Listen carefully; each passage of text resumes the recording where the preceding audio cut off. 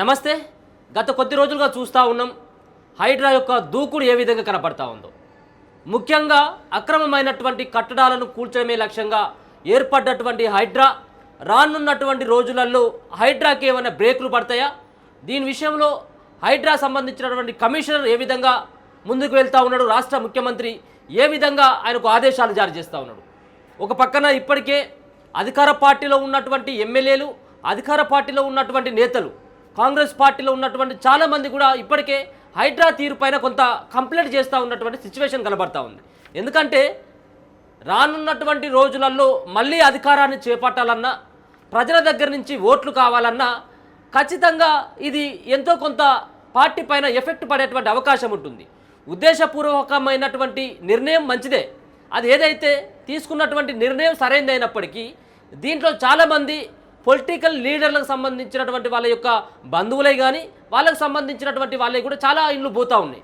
రెండో అంశం ఏంటిదంటే ఈరోజు చూస్తూ ఉన్నటువంటి పరిస్థితి మూసీ పరివాహక ప్రాంతంలో ఉన్నటువంటి ఆ సంబంధించినటువంటి ప్రాంతంలో ఉన్న సుమారుగా 15,000 ఇండ్లను కూల్చేందుకు మరి హైడ్రా అధికారులు రంగం సిద్ధం చేసుకున్నటువంటి సిచ్యువేషన్.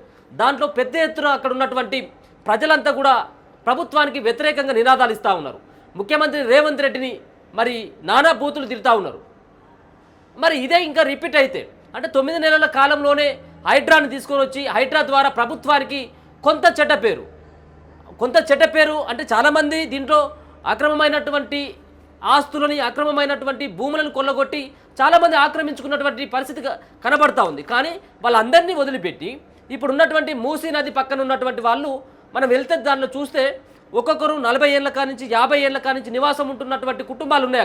అక్కడ ఎన్నో ఏళ్ల కానించి అక్కడ ఉన్నటువంటి ప్రాంతానికి అనుబంధమై ఉన్నారు. అక్కడే వాళ్ళ యొక్క వ్యాపారాలు ఉన్నాయి, అక్కడనే వాళ్ళ యొక్క పిల్లలు చదువుకుంటున్నటువంటి సిచ్యువేషన్ కనబడతా ఉంది. వాళ్ళని ఇప్పటికిప్పుడు ఖాళీ చేయాలంటే వాళ్ళు ఎక్కడికి పోయేది అన్నటువంటి ఆవేదన వ్యక్తం చేస్తూ ఉన్నారు. ఇంకా కొంతమంది అక్కడే ఉన్నటువంటి నివాసితులు ఏవైతే ఉన్నారో వాళ్ళందరూ కూడా చావనైనా చస్తాం కానీ మేము ఖాళీ చేసేది లేదు.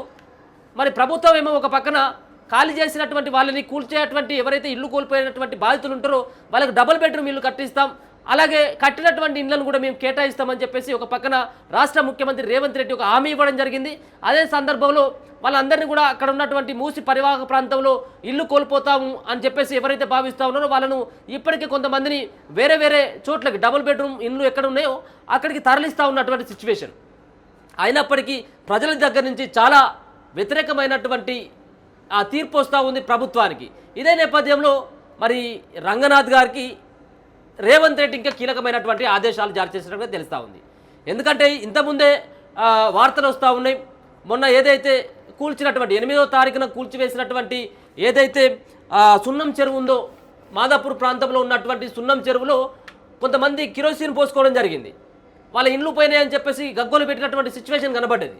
వాళ్ళందరికీ మరి పునరావాస కేంద్రాలు ఎక్కడ కూడా కల్పించలేదు. కేవలం మూసి పరివాహక ప్రాంతంలో ఉన్నటువంటి వాళ్ళకు మాత్రమే పునరావాస కేంద్రాలుగా డబుల్ బెడ్రూమ్ ఇల్లు ఇస్తామని చెప్పి చెప్పడం జరిగింది. అయితే ఆ రోజే హార్ట్అటాక్ గురైనటువంటి ఒక మహిళ మరి కాసేపటి క్రితం ఆమె మృతి చెందినటువంటి వార్తలు వస్తూ ఉన్నాయి. ఇంకొక పక్కన ఇంతకుముందు ఏదైతే మూసి పరివాహక ప్రాంతంలో ఉన్నటువంటి అక్కడ కూడా ఆ ప్రాంతంలో కూడా ఒక మహిళ మూర్ఛ వచ్చి అక్కడ ఆమె కింద పడ్డది. అంటే ఇట్లాంటి వ్యవస్థ జరుగుతున్నటువంటి సందర్భంలో ప్రభుత్వం ఏమైనా వెనుకడికి వేసేటువంటి అవకాశం ఉంటుందా? మరి రంగనాథ్ గారికి ఇంకా రేవంత్ రెడ్డి ఏ విధమైనటువంటి ఆదేశాలు జారీ చేసిండు? దూసుకుపోమని చెప్పేసి ఏమైనా ఆదేశాలు జారీ చేసిందా, లేకపోతే కొన్ని రోజుల పాటు ఏమైనా సైలెంట్గా ఉండమని చెప్పేసి ఏమైనా ఆదేశాలు జారీ చేసేటువంటి అవకాశం ఉంటుందంటే ఎట్టి పరిస్థితుల్లో అట్లాంటి ఉద్దేశమే లేదన్నట్టుగా తెలుస్తూ ఉంది. ఈ హైడ్రా విషయంలో ఇప్పటికే ప్రభుత్వం నుంచి ఒక స్పష్టమైనటువంటి నిర్ణయంతో ఉన్నది. ఆ గోల్ వేరే ఉన్నటువంటి సంగారెడ్డి, రంగారెడ్డి, హైదరాబాద్, అలాగే మల్కాజ్గిరి, మేడ్చల్ ప్రాంతంలో ఉన్నటువంటి చాలా ఏరియాల్లో భూ కబ్జాలకు పాల్పడ్డటువంటి చాలామంది వ్యక్తులు ఉన్నారు. అంతేకాకుండా వేల ఎకరాల భూములు ఆక్రమణకు గురైనాయని చెప్పేసి ఇప్పటికే ప్రభుత్వం దగ్గర ఒక లిస్ట్ ఉన్నది. రెవెన్యూ అధికారులతోటి, మున్సిపల్ అధికారులతోటి సర్వేలు చేస్తూ ఉన్నారు. ఈ సర్వే రిపోర్ట్లో మరి విస్తుపోయేటువంటి నిజాలు బయటపడుతూ ఉన్నాయి. చాలామంది నాలాలను ఆక్రమించుకొని కట్టినటువంటి ఇండ్లు ఉన్నాయి, పెద్ద పెద్ద ఆఫీసులు ఉన్నాయి. మరో పక్కన పార్కు స్థలాలను కబ్జాలు చేసి అమ్ముకున్నటువంటి సిచ్యువేషన్ కనబడతా ఉంది. మరో పక్కన చెరువు కుంటలకు సంబంధించినటువంటి ల్యాండ్లను సైతం కూడా పెద్ద ఎత్తున కూడా అమ్ముకొని మరి దాంట్లో అధికారులతోటి అప్పుడున్నటువంటి ప్రజాప్రతినిధులు కుంభక్కైన్లని చెప్పేసి ఇప్పటికే రేవంత్ రెడ్డి భావించడం జరుగుతూ ఉంది. అందుకని చెప్పేసి చెరువులను పరిరక్షించాలి, అంతేకాకుండా వరదలను అరికట్టాలి, పర్యావరణాన్ని పరిరక్షించాలన్నటువంటి ఒక ముఖ్య ఉద్దేశంతో హైడ్రాను తీసుకురావడం జరిగింది. హైడ్రాకి ఇక మధ్యలో బ్రేకులు పడేటువంటి అవకాశం ఉంటుందంటే అసలు లేదు అని చెప్పొచ్చు. కానీ దీనికంటే ముందు ప్రజల దగ్గర నుంచి వచ్చేటువంటి ఏదైతే వాదన ఉందో, ఒకవేళ కనుక మీరు హైడ్రాను కనుక ఇదే విధంగా కనుక ముందుకు తీసుకెళ్లాలనుకుంటే ముందుగా మీ యొక్క ఇండ్లు ఎక్కడ ఉన్నాయి, ఏ పొజిషన్లో ఉన్నాయి, మీ అన్నకు సంబంధించినటువంటి ఇల్లు ఎక్కడ ఉంది, మీ బంధువులకు సంబంధించినటువంటి ఇళ్ళ సంగతి ఏంది, గతంలో ప్రజాప్రతినిధులుగా చేసి మాజీ మంత్రులుగా ఉన్నటువంటి వాళ్ళ యొక్క కాలేజీల పరిస్థితి ఏంటిది, మల్లారెడ్డి కాలేజ్ ఉంది, మల్లారెడ్డి కాలేజ్ జోలికి పోయినటువంటి అవకాశమే లేదు, వాళ్ళకేమో మినహాయింపు ఉంది, పల్లారాజేశ్వరరెడ్డికి సంబంధించినటువంటి కాలేజీ ఇప్పటివరకు ముట్టుకోలేదు, పొంగులేటి శ్రీనివాసరెడ్డి మంత్రి ఆయన ఇల్లును కూడా పట్టుకున్నటువంటి పరిస్థితి లేదు, నోటీస్ ఇచ్చినటువంటి సిచ్యువేషన్ కనపడలేదు, పట్నం మహేందర్ రెడ్డి, మరో పక్కన సబితా ఇంద్రారెడ్డి, చాలామంది ఎవరైతే ఈ పార్టీలో ప్రతిపక్ష పార్టీలో అధికార పార్టీలో ఉన్నటువంటి చాలామంది ఇళ్ళన్నీ కూడా బఫర్ జోన్ ఎఫ్టీఎల్ పరిధిలో ఉన్నప్పటికీ వాళ్ళే ముట్టుకోకుండా పేదలకు సంబంధించినటువంటి ఇల్లు ముట్టుకోవడం, వాళ్ళ యొక్క కూల్చివేస్తున్నటువంటి సిచ్యువేషన్లో ప్రజలంతా కూడా ఆగ్రహంతో ఉన్నట్టుగా అర్థమవుతా ఉంది. అందుకోసం అని చెప్పేసి ముందుగా ఆ ఇండ్ల భరతం పట్టాలని చెప్పేసి ఇప్పటికే రేవంత్ రెడ్డి నిర్ణయం తీసుకున్నట్టుగా తెలుస్తూ ఉంది.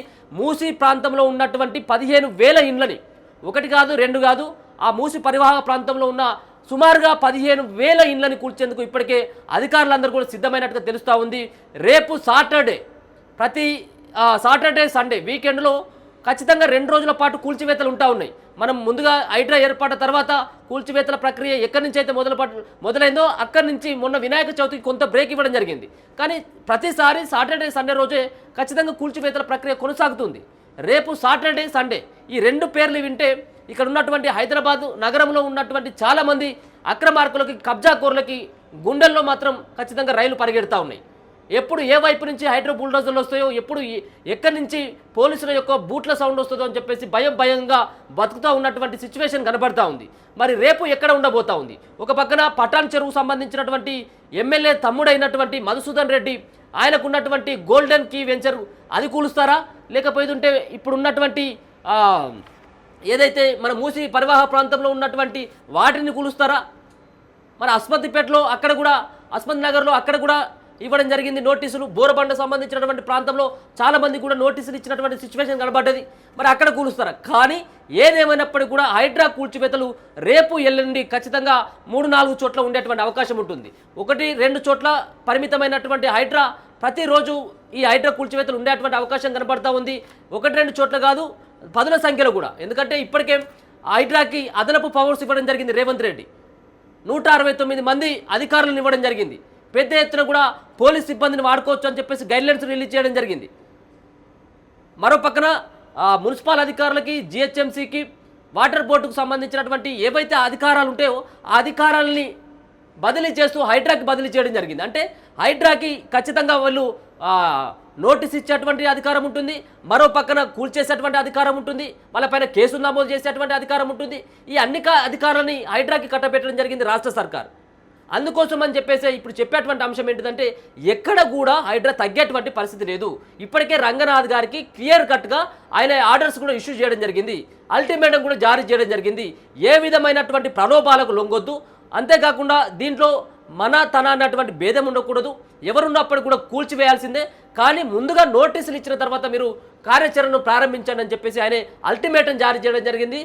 చివరికి నేను ఫోన్ చేసి ఈ యొక్క ఇల్లును కానీ అక్రమమైనటువంటి కట్టడాన్ని కానీ కూల్చొద్దు అని చెప్పినప్పుడు కూడా నా మాట కూడా వినొద్దు అని చెప్పేసి ఇప్పటికీ హుకుం జారీ చేయడం జరిగింది. ప్రజల దగ్గర నుంచి ఇంత వ్యతిరేకత వస్తున్నటువంటి సందర్భంలో రంగనాథ్ గారు సైతం కూడా ఇప్పటికే ఆయనకు మరి ఈ సమాచారాన్ని తెలియజేయడం జరిగింది. ఈ యొక్క రిపోర్టును సైతం రేవంత్ రెడ్డి ముంగట పెట్టడం జరిగింది. అంటే హైడ్రా కూల్చివేతల ద్వారా ప్రజల దగ్గర నుంచి ఒక వ్యతిరేకమైనటువంటి భావనతో ఉన్నారు. చాలా ఏళ్ల కానించి కట్టుకున్నటువంటి కట్టడాలు ఎట్లా కూలుస్తారని చెప్పేసి దుమ్మెత్తి పోస్తూ ఉన్నారు. దీనిపైన ఏం చేస్తామని చెప్పేసి అడిగినప్పుడు ఖచ్చితంగా యూ కెన్ డూ ఇట్, ఖచ్చితంగా మీరు చేసి తీరాల్సిందే, ఈ సంబంధించినటువంటి దాంట్లో మీరు ముందుకు పోవాల్సిందే అని చెప్పేసి ఒక స్పష్టమైనటువంటి గైడ్లైన్స్ని మరి ఆయన ఇచ్చినట్టుగా తెలుస్తూ ఉంది.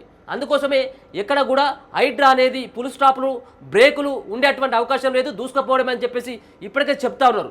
దీంట్లో అధికార పార్టీకి సంబంధించినటువంటి చాలామంది ఉన్నారు, ఇప్పటికి కూడా కాంగ్రెస్ పార్టీలో ఉన్నటువంటి చాలామంది ఉన్నారు. అయితే గత సర్కారు సంబంధించినటువంటి తీరుతుంటే ఒక నయవంచన పాలనతోటి దాంట్లో ఉన్నటువంటి మున్సిపల్ శాఖ మంత్రిగా ఉన్నటువంటి ఐటీ మంత్రిగా పనిచేసినటువంటి కల్వకుంట్ల తారక రామారావు చేసినటువంటి ఒక నిర్వీర్యంతో ఒక నిర్వాహకంతో మొత్తం అంతా కూడా అడ్డగోలు అయినటువంటి పర్మిషన్స్ ఇవ్వడం జరిగింది. అంటే కాంగ్రెస్ పార్టీ అంతకంటే ముందు ఉమ్మడి ఆంధ్రప్రదేశ్లో కూడా పర్మిషన్స్ రావడం జరిగింది, కాదనట్లేం. కానీ తెలంగాణ రాష్ట్రం ఆవిర్భవించిన తర్వాత రాష్ట్రంలో 10 సంవత్సరాల పాటు రాష్ట్రాన్ని పరిపాలించినటువంటి టీఆర్ఎస్ పార్టీ ఆధ్వర్యంలో పెద్ద ఎత్తున కూడా ఇట్లాంటి అక్రమాలకి పట్టాలు ఇవ్వడం జరిగింది. ఇట్లా కొంతమంది అధికారులు సైతం వీళ్ళందరితోటి ములాఖత్ అయిపోయి వీళ్ళందరి దగ్గర నుంచి కమిషన్లు తీసుకొని లేనటువంటి వాటికి కూడా బఫర్ జోన్లో ఉన్నటువంటి వాటికి పట్టాలు ఇవ్వడం జరిగింది, FTL పరిధిలో ఉన్నటువంటి వాటికి పట్టాలు ఇవ్వడం జరిగింది. ఇప్పుడు అన్నిటికీ కూడా పట్టాలు ఇవ్వడం జరిగింది. వాళ్ళందరి దగ్గర కూడా ఇప్పుడు మూసికి ఇట్లా ఆనుకునే పక్కన కాలువకు ఆనుకొని ఉన్నటువంటి వాటికి కూడా వాళ్ళకి సంబంధించినటువంటి అన్ని పేపర్స్ ఉన్నాయి.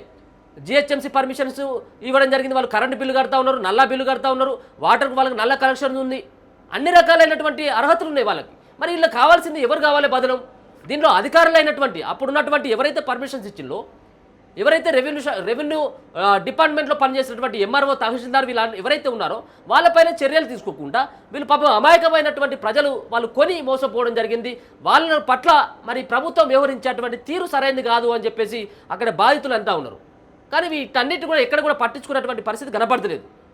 ఇక మిగతా వాళ్ళకి సంబంధించినటువంటి వాళ్ళు ఎప్పుడు ముట్టుకుంటారు, పెద్ద సంబంధించిన బడా నాయకులు ఉన్నటువంటి వాళ్ళ యొక్క ఫామ్ హౌస్లు ఎప్పుడు కూర్చుతారని చెప్పేసి ప్రజల దగ్గర నుంచి పెద్ద ఎత్తున కూడా వాళ్ళ దగ్గర నుంచి విజ్ఞప్తులు వస్తూ ఉన్నాయి, చాలా కంప్లైంట్లు కూడా వస్తూ ఉన్నాయి. దయచేసి దాని పట్ల ముందుగా ఆలోచించండి. ప్రతిరోజు ఇదే విషయం చెప్తా ఉన్నాం. బడా బాబులకు సంబంధించినటువంటి ఏ ఒక్కరి ఫామ్ హౌస్ కూల్చలేదు, ఏ ఒక్కరికి సంబంధించినటువంటి ఇల్లు కూల్చలేదు. అరే పొంగులేటి శ్రీనివాసరెడ్డి యొక్క ఫామ్ హౌస్ ఎక్కడ ఉందాయా? అది బఫర్ జోన్లో లేదా? మీకు సంబంధించినటువంటి మహేందర్ రెడ్డి యొక్క ఇల్లు మొత్తం అంతా కూడా సముద్రంలో మొత్తం కట్టినట్టుగా ఉంటుంది, మొత్తం నీళ్ళల్లోనే ఉంటుంది, నీళ్ళల్లో తేలి దాంట్లో డ్యాన్స్ వేసినటువంటి పరిస్థితి ఉంటుంది. సబితా ఇంద్రారెడ్డి సంగతి ఏంది?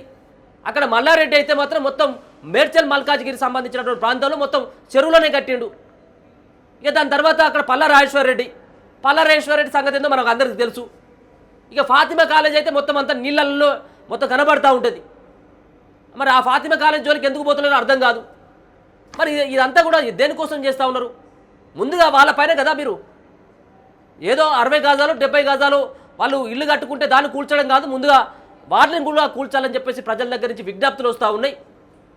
కాబట్టి నెక్స్ట్ టార్గెట్ పక్కగా వీటిపైనే బడా బాబులకు సంబంధించినటువంటి ఫామ్ హౌస్లపైనే పడేటువంటి అవకాశం ఉంటుంది.